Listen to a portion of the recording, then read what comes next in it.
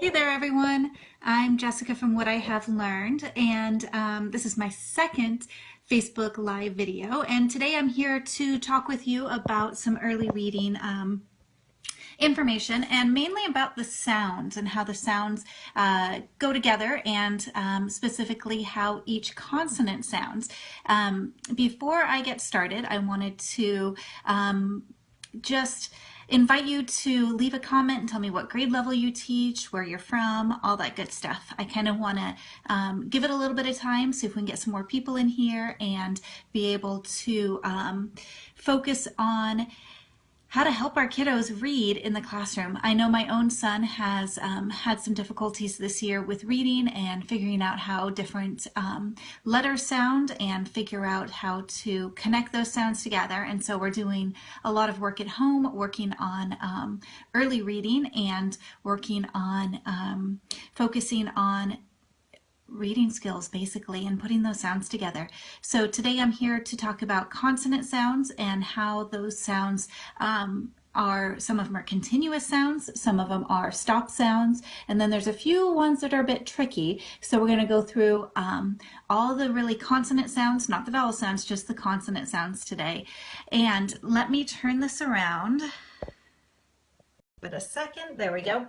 Alrighty, so on here I have the consonants in our English language. So we have the continuous sounds up top. So you can see the M, S, F, L, R, N, V, Z, and then there's stop sounds. And then these are some tricky sounds. They're kind of like just other sounds. They're not quite continuous, they're not quite stop because they have components of each of them in there. So what the top row is continuous, and it's where most of our students start. So M is one of the first sounds that they get to know, and S as well. And so these are the continuous sounds. And what I mean by continuous is that the sounds don't stop. You can keep going with them. So when you have students pronounce the letter sound M, it goes mm, and you can hear it going forever if you really want it to, or as long as you can take a breath. S is the same way. S, O, N, V, Z. Okay, so all of those can keep going and going and going. And you want to, when you're working with reading with kids, you want to overemphasize how those keep going. When you're blending words with kids, make sure that you're overemphasizing those sounds. And it's really helpful when students are blending words, that those sounds get linked together with the vowel next to it, and that there's a continuous sound between the consonant sound and the vowel sound next to it. This next row down here, these are called stop sounds. And the stop sounds obviously stop. Now often I will hear people, and kids and teachers teach this way, I will hear them add what's called a schwa to the end of some of these stop sounds. And a schwa is one of those sounds that is mainly in our English language, I think. I'm not 100% sure if it's in another language, but it's a little sound at the end of the word, and it'll occur in the middle of words as well, but that should not be in these stop sounds. So when you're saying these, do not add an to the end of the word. Here's why. If this was b, often we'll hear d, g, p.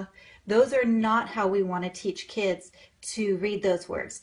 Let me repeat that. We do not want to add that sound to the end of these sounds. Why? Because when students are trying to blend words together, blend the sounds of a word together, if we have the word bat and we say bat, is that how we say the word bat? Bat. It just doesn't make sense. Or even the word pet, pet. We don't say it with that in there. So when we are teaching students to say the sounds of these words, just make sure it's a very quick sound. I will often have students put their hand in front of their mouth, and for most of these you will actually feel a little puff of air at the end because that's where it stops. That's where the sound stops. So let me go through the sounds of these. This one is B, and it stops really quick at the end. B, K, D, G, P, So those are those stop sounds. They're very, very quick. Often when you're blending with stop sounds, you will blend it with the vowel sound next to it. So bat would be ba. The stop sound is there, but it's blended very quickly with the vowel sound next to it. Pet might be pe. It's there, but it's very quick with the sound next to it. These ones down on the bottom are a little bit trickier. They often create other sounds or tricky sounds. The H is, and I call it a stop sound when I do some blending with kids. We want it to be pretty quick, but we're not going to say huh with it. Remember, there's no schwa in it, so it's just a quick W is another one of those tricky ones, and I often hear people say wa, but that doesn't help with blending. When we say the W, we want to say the word woo and make it more of a continuous sound. Think about the word water, water, and you can blend it with the letters next to it, with the sounds next to it. Or if you think of the word wet, wet, you can get those sounds to blend together really well when you have the woo sound in there. So I would say that it is a woo sound. And when I teach students, it's woo, wagon, wet. You can blend it with that vowel right next to it. The Y is also very tricky. Often I will hear people say, ya is that sound. Again, there's that schwa, and we want to move away from having students add that schwa to the end. So to pronounce the Y, I would attest that it goes like this. Yee. Doesn't that sound interesting?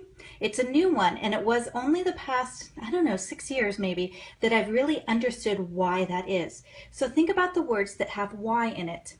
Yes, yes. It transitions really well with that vowel sound next to it. Even if you have a YA, so the word yak, yak, you can hear the Y and the A as separate sounds in it. Yes, yak. So think about these two are tricky ones, definitely more than I've seen in the past.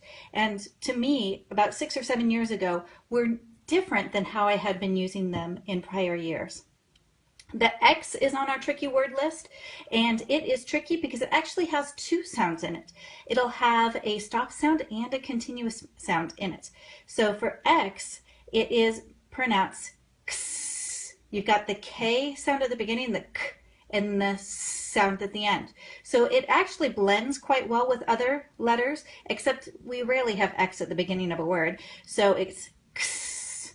So axe, axe, or fox, fox.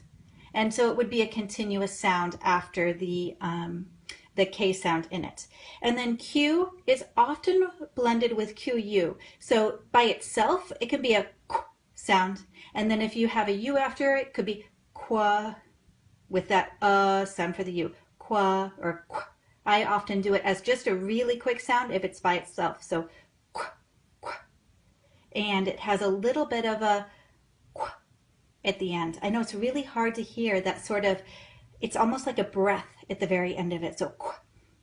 So just to sum it up, there are continuous sounds, there are stop sounds, and there are some tricky sounds when we teach our students. These stop sounds are the ones that you're going to have to really pay attention to and make sure students don't have that schwa sound at the end of it. We don't want them to have that sound at the end of it. And making sure that we as teachers are teaching them to pronounce those letters the correct way. There we go.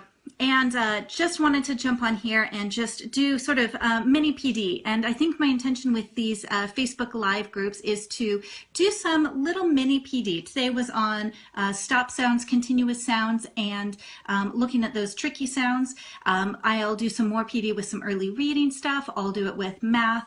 And it's just basically little ways to stay connected to you, to work with you, and be able to find out things that you really need, things that you really want to know about. So if there is any questions that you guys have, there's a couple dozen people on here right now. If you have any questions, feel free to type those in the comments and I'll take a moment to answer them out loud. Or if you have questions after this is over because you're watching it and you weren't here live with us, feel free to leave those in the comments or the thread on Facebook, and I will definitely type in and add those in as well. But I appreciate you guys being here with me, and I'm loving this Facebook Live feature, so it'll be fun to see where we can take it and how we can use it and just move forward with it. I hope you guys are all having a great afternoon and enjoying your spring weather and not too exhausted from all of the testing and other, I don't know, stuff that you have to do as a teacher at this time of the year. Take care and have a great evening.